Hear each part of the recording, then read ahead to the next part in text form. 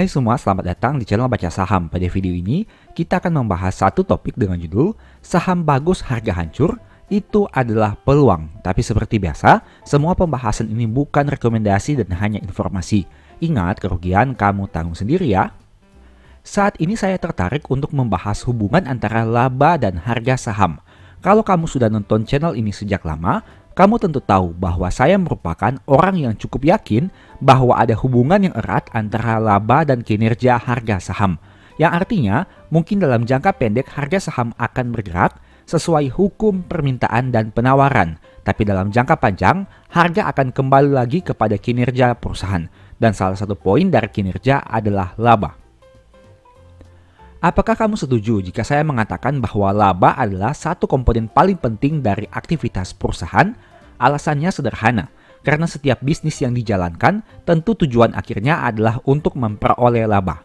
Artinya, jika perusahaan yang go public ini merupakan perusahaan yang profit oriented, tentu tujuan akhirnya adalah menghasilkan profit sebanyak mungkin. Terlepas dari bagaimana cara mereka menghasilkan laba, perusahaan-perusahaan ini pada ujungnya akan menilai berhasil tidaknya kinerja mereka dari aspek laba. Semakin banyak laba yang dihasilkan akan berdampak pada pertumbuhan perusahaan yang menjadi lebih besar dari sebelumnya. Mereka akan memiliki modal yang semakin banyak apabila laba itu tidak dibagi dalam bentuk dividen. Kalaupun dibagi dalam dividen, tentu hal itu akan membuat pemegang saham jadi bahagia juga. Artinya, saat perusahaan berhasil mencetak laba sesuai atau melebihi yang diharapkan, hal itu akan memberikan dampak positif bagi perusahaan itu sendiri dan juga pemegang sahamnya. Tapi ingat, laba yang saya bahas di sini adalah laba yang murni berasal dari operasional bisnis dan bukan hanya laba non-operasional. Karena bisa saja perusahaan seakan-akan mencetak laba yang besar, padahal itu hanya di atas kertas saja. Jadi meski kita melihat komponen laba, tapi ingatlah bahwa laba yang kita cari adalah laba real yang berasal dari aktivitas bisnis yang dapat dialokasikan menjadi tambahan modal atau dibagikan dalam bentuk dividen.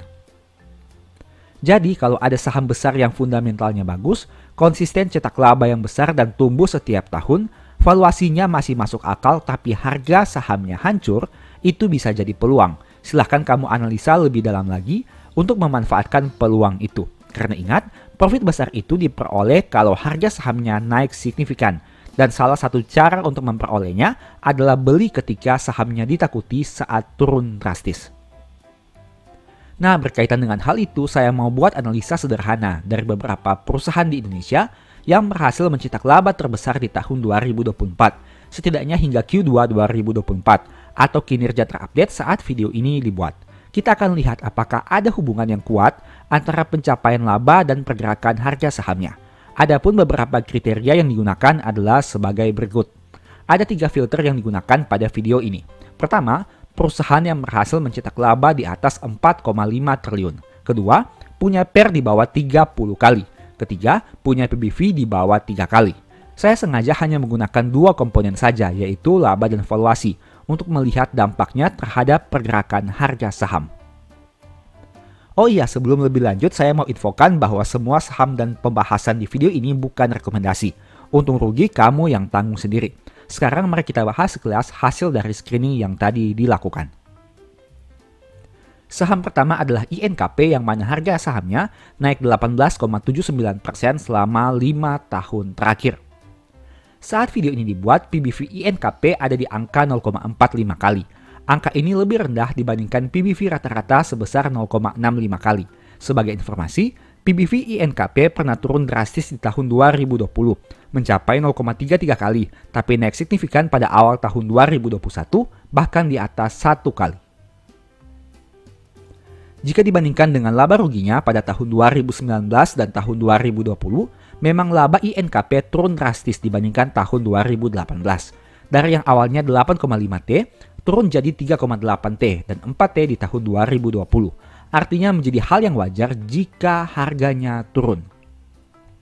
Sedangkan di tahun 2021, laba INKP tiba-tiba naik signifikan, di mana dari yang awalnya 4T di tahun 2020, naik jadi 7,5T di tahun 2021. Artinya terjadi kenaikan di atas 50% dibandingkan tahun 2020. Tidak heran jika harga sahamnya naik signifikan, bahkan mencapai angka PBV 1 kali. Meski begitu, terjadi bias di sini, karena pada tahun 2021 ke 2022, laba INKP sebenarnya naik drastis juga, tapi secara harga saham malah mengalami penurunan. Tapi menurut saya, sebenarnya hal ini bisa dimaklumi, karena pada tahun 2021, harga INKP bergerak kurang rasional, sehingga pada tahun 2022 mengalami koreksi. Saham kedua adalah UNTR yang mana harganya naik 15,70% selama 5 tahun terakhir. Saat video ini dibuat, PBV UNTR di angka 1,14 kali. Angka ini lebih rendah dibandingkan PBV rata-rata sebesar 1,29 kali. Sebagai informasi, PBV UNTR pernah turun drastis di tahun 2020 mencapai di bawah 0,90 kali, tapi naik signifikan pada awal tahun 2021 dan akhir tahun 2022, bahkan di atas 1,6 kali. Jika dibandingkan dengan laba ruginya pada tahun 2020, memang laba UNTR turun drastis dibandingkan tahun 2018 dan 2019. Dari yang awalnya 11T, turun jadi 5,6T di tahun 2020. Artinya menjadi hal yang wajar jika harganya turun. Sedangkan tahun 2021 dan 2022, laba UNTR tiba-tiba naik signifikan, di mana dari yang awalnya 5,6T di tahun 2020 naik menjadi 10,6T di tahun 2021 dan naik lagi menjadi 22,9T di tahun 2022. Artinya terjadi kenaikan di atas 100% dibandingkan tahun 2020. Tidak heran jika harga sahamnya naik signifikan, bahkan mencapai angka PBV 1,6 kali. Saham ketiga adalah BBNI yang mana harga sahamnya naik 43,31% selama 5 tahun terakhir. Saat video ini dibuat, PBV BBNI berada di angka 1,40 kali. Angka ini lebih tinggi dibandingkan PBV rata-rata sebesar 1,12 kali. Sebagai informasi, PBV BBNI pernah turun drastis di tahun 2020 mencapai di bawah 0,68 kali, tapi naik signifikan pada awal tahun 2024 di mana sempat di atas 1,5 kali. Jika dibandingkan dengan laba ruginya pada tahun 2020, memang laba BBNI turun drastis dibandingkan tahun 2018 dan 2019. Dari yang awalnya 15T, turun jadi 3,3T di tahun 2020. Artinya menjadi hal yang wajar jika harganya turun. Sedangkan tahun 2024, laba BBNI terus tumbuh, bahkan mencetak pertumbuhan yang jauh lebih besar dibandingkan tahun 2020. Sebenarnya laba BNI pada tahun 2021 hingga 2024 sangat cemerlang dibandingkan tahun 2020. Tapi kenaikan harga yang signifikan baru terasa tahun 2024. Pada akhirnya harga saham akan mengikuti kinerja kan? Saham keempat adalah TLKM yang mana harga sahamnya turun 25,24% selama 5 tahun terakhir. Saat video ini dibuat, PBV TLKM ada di angka 2,37 kali. Angka ini lebih rendah dibandingkan PBV rata-rata sebesar 3,24 kali. Sebagai informasi, PBV TLKM di tahun 2024 merupakan angka terendah dalam 5 tahun terakhir. Meski begitu, pada tahun 2022 harga saham TLKM pernah naik signifikan. Karena PBV TLKM paling rendah di tahun 2024, jadi khusus saham ini saya akan gunakan perbandingan laba per Q2, yang mana merupakan kinerja terupdate saat video ini dibuat. Kamu bisa lihat bahwa kinerja Q2 tahun 2024 merupakan kinerja terendah dalam 4 tahun terakhir sejak tahun 2021. Selain itu, laba TLKM di Q2 tahun ini bisa dikatakan tidak terlalu berbeda jauh dibandingkan tahun 2019 dan 2020.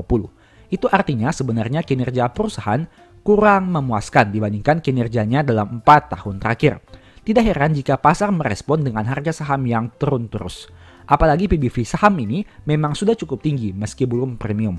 Jadi kamu bisa lihat kan, hubungan laba dan harga saham tidak hanya berlaku saat harga naik, tapi juga saat harga turun.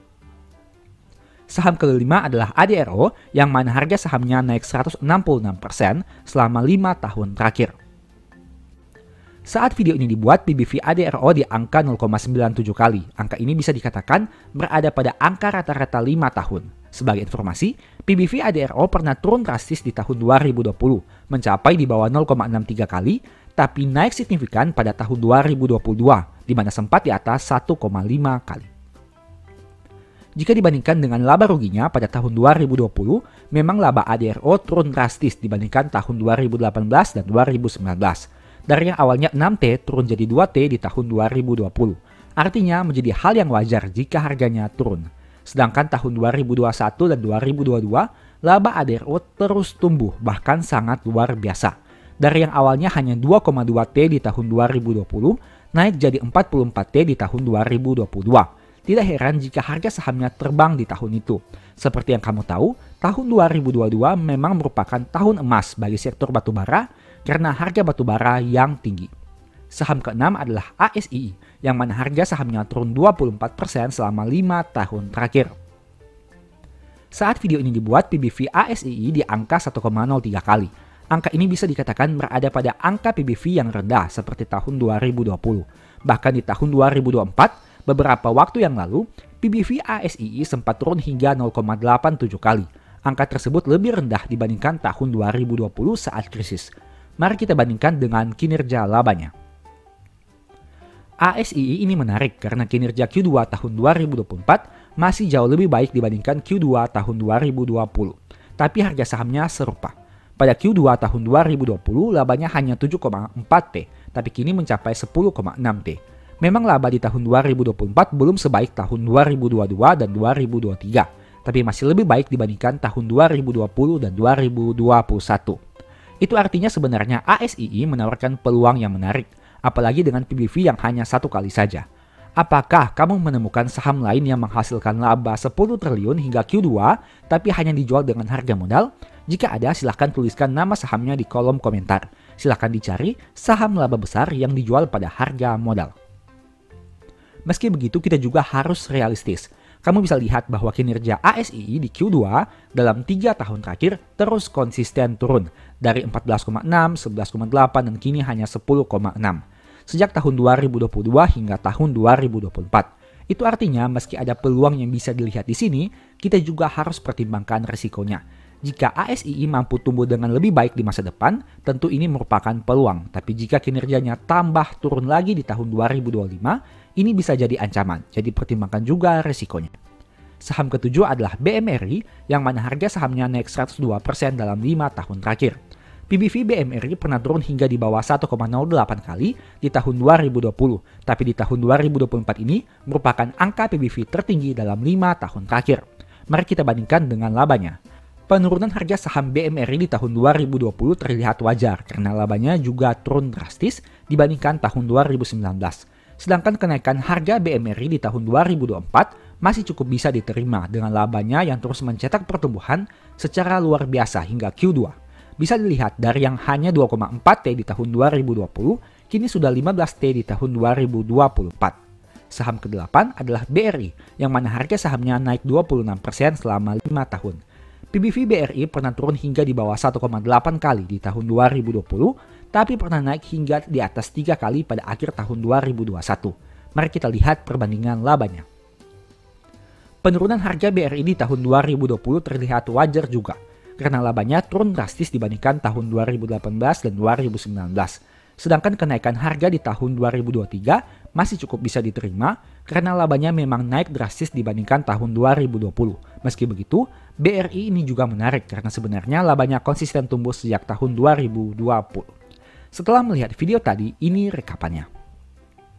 BRI dan Mandiri menjadi saham dengan laba terbesar dengan angka di atas 25T. Sedangkan UNTR dan INKP menjadi saham dengan laba paling rendah dengan angka di bawah 10T.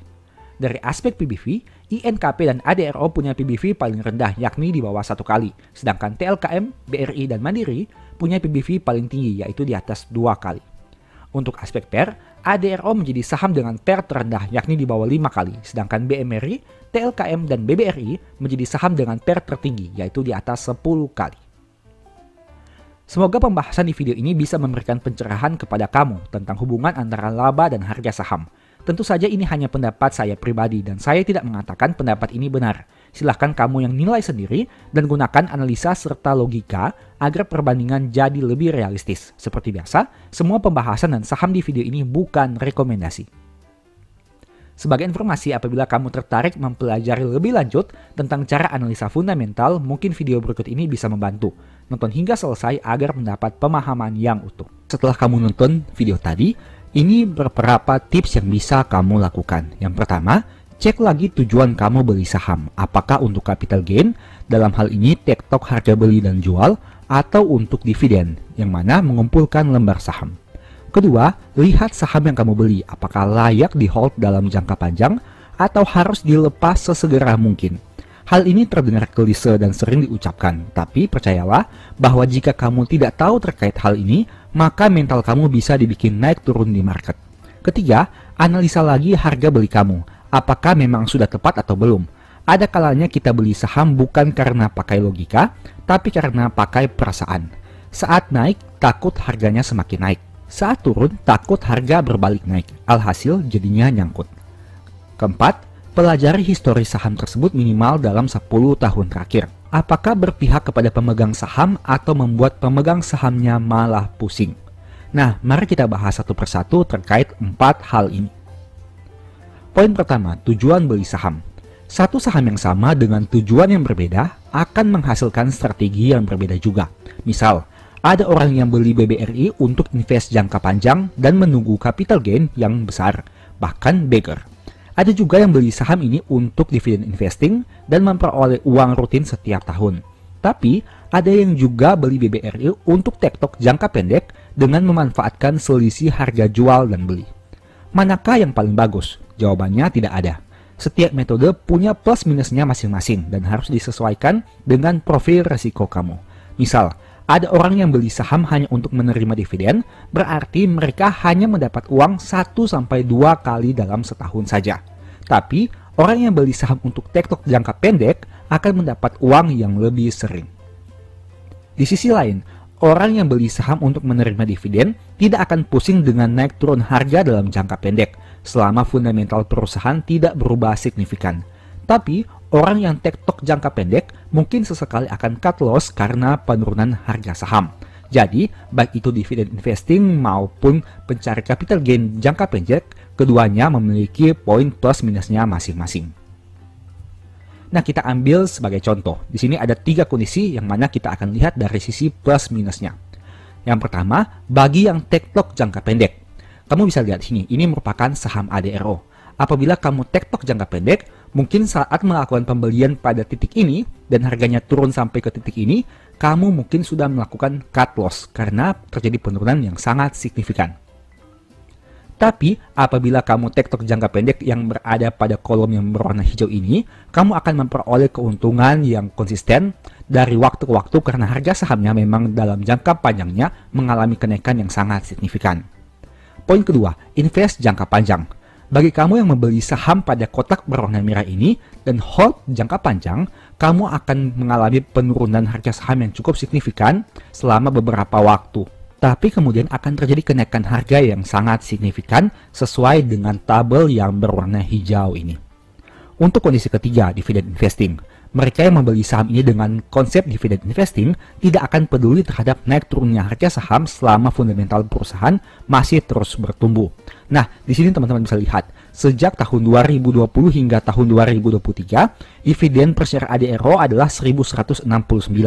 Dan jika kita membeli saham ini pada harga di tahun 2019 sebanyak 1.200-an dan hold hingga saat ini, maka persentase profit yang diperoleh mungkin sekitar 116%. Dan total dividen yang dibagikan sudah balik modal sekitar 96% jika dibandingkan dengan harga pembelian di tahun 2019. Nah, dari 3 metode ini, kamu silahkan pilih kamu ingin metode yang mana. Apakah tektok jangka pendek, invest jangka panjang, atau dividen investing. Poin kedua, cek kondisi perusahaan. Kalau kamu mau hold saham jangka panjang, pastikan dulu kinerja keuangannya memang bisa dipercaya. Jangan berjudi dengan hold saham-saham yang punya kinerja mengkhawatirkan karena hal itu bisa membuat kamu galau di kemudian hari. Sebaliknya, jika saham tersebut punya kinerja yang bagus, laba stabil tumbuh, hutangnya wajar, rutin bagi dividen tahunan, dan punya manajemen yang baik, meskipun saat ini sedang floating loss, tapi jika kamu beli di harga yang masuk akal, tidak ada salahnya jika di hold jangka panjang. Toh kamu tetap dapat dividen setiap tahun sebagai uang tunggu. Sederhananya, coba lihat 2 contoh saham berikut ini, yang mana yang akan kamu hold dan yang mana harus segera di cut loss. Saham pertama, labanya terus mengalami penurunan dari tahun ke tahun, dari yang awalnya 118 miliar, turun menjadi rugi 60 miliar, dan kemudian turun menjadi rugi 7,7 triliun rupiah. Sedangkan saham kedua, labanya terus mengalami peningkatan dari 31,4 triliun, 40,7 triliun, dan kini 48,6 triliun rupiah. Mudahnya seperti ini. Dari dua saham ini, yang mana yang akan kamu hold dan yang mana yang akan kamu cut loss. Poin ketiga, cek lagi harga beli kamu. Simpelnya, cek saja apakah harga beli kamu masih wajar atau sudah mahal. Jika masih wajar dan masih sesuai dengan planning, di hold saja. Tapi jika memang terlalu mahal, secepat mungkin di cut loss. Ada banyak metode yang bisa digunakan untuk menilai harga suatu saham. Entah itu menggunakan fundamental seperti valuasi per PBV, atau teknikal, atau dengan metode support resistance, bandarmologi, dan lain sebagainya. Mari kita bahas contohnya. Misalnya di sini teman-teman bisa lihat ada chart suatu saham. Dan misalnya teman-teman membeli saham tersebut pada kotak yang berwarna biru ini. Pertanyaannya, apakah yang akan teman-teman lakukan jika terjadi penurunan harga saham yang signifikan? Jawabannya, mungkin saja akan segera cut loss. Kenapa? Karena harga beli teman-teman sudah berada pada harga pucuk dibandingkan harga historis saham tersebut. Kasus kedua, misalnya ada saham dengan valuasi seperti ini. Teman-teman bisa lihat, PER-nya minus 3,3 kali dan PBV-nya minus 0,21 kali. Apabila harga sahamnya terus mengalami penurunan, apakah yang harus teman-teman lakukan? Tentunya PER yang minus menandakan bahwa perusahaan mencatat kerugian, dan PBV yang minus menandakan bahwa ekuitas perusahaan minus. Nah, dengan kondisi seperti ini, apakah teman-teman masih berani untuk memegang saham ini dalam jangka panjang? Poin keempat, apakah perusahaan berpihak kepada pemegang saham? Beberapa cara untuk menilai hal ini adalah dengan melihat tindakan manajemen yang biasanya dilakukan. Misal, saat harga saham turun signifikan, apakah manajemen perusahaan peduli dan mengambil tindakan misalnya dengan buyback dan lain-lain? Apakah perusahaan rutin bagi dividen? Jika labanya besar, adakah yang dibagikan kepada pemegang sahamnya? Selain itu masih banyak lagi cara yang bisa dilakukan untuk menganalisa. Ini merupakan beberapa contohnya. Teman-teman bisa baca di sini bahwa ADRO melakukan buyback saham sekitar 4 triliun rupiah.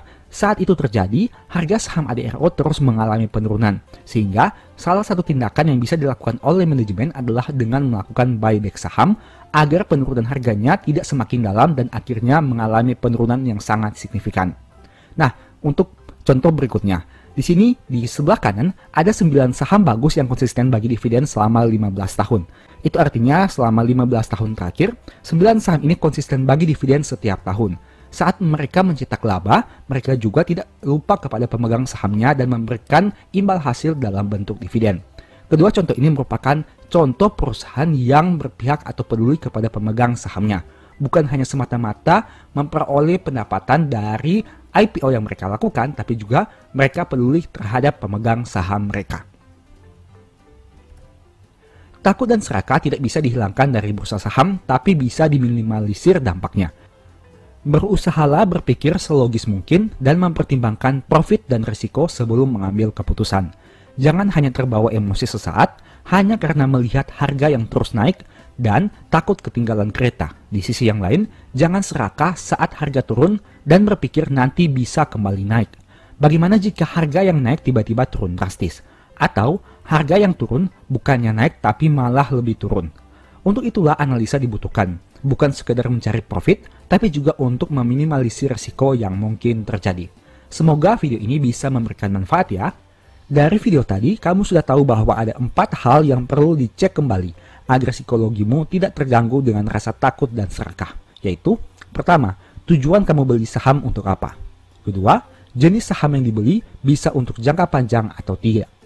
Ketiga, harga beli sudah tepat atau belum? Dan yang keempat, apakah perusahaan berpihak kepada pemegang saham atau tidak? Dari 4 poin tadi, saya mau sampaikan bahwa setiap langkah yang kamu ambil ada plus minusnya masing-masing. Misal, jika kamu trading jangka pendek pada kondisi market seperti ini, kamu mungkin sudah cut loss lebih dahulu, sehingga saat ini masih punya cash yang banyak. Tapi kekurangannya, nominal cut lossmu mungkin sudah cukup besar. Kedua, jika kamu investasi jangka panjang, pada kondisi seperti ini kamu mungkin belum kehilangan uang secara real, karena belum ada yang di cut loss. Tapi kekurangannya, kamu floating loss dan bisa saja floating loss itu lebih besar jika harganya tambah turun. Ketiga, jika kamu dividen investor, pada kondisi seperti ini mungkin menjadi kesempatan karena bisa beli saham bagus dengan yield yang besar. Tapi kekurangannya, uang kamu sudah banyak yang berada dalam bentuk saham, sehingga cash yang dimiliki sudah terbatas. Terlepas dari plus minusnya, setiap orang akan merasa nyaman menggunakan metode yang menurutnya paling sesuai dengan profil risikonya. Ada orang yang cocoknya dengan trading jangka pendek, ada yang malah lebih cocok dengan dividend investing. Tidak ada masalahnya selama kamu nyaman dan bisa hasilkan profit konsisten. Dengan kondisi market seperti sekarang, mungkin banyak dari kita yang psikologi takut dan serakah mulai terganggu. Ada yang mungkin takut berlebihan, tapi ada yang serakah berlebihan juga.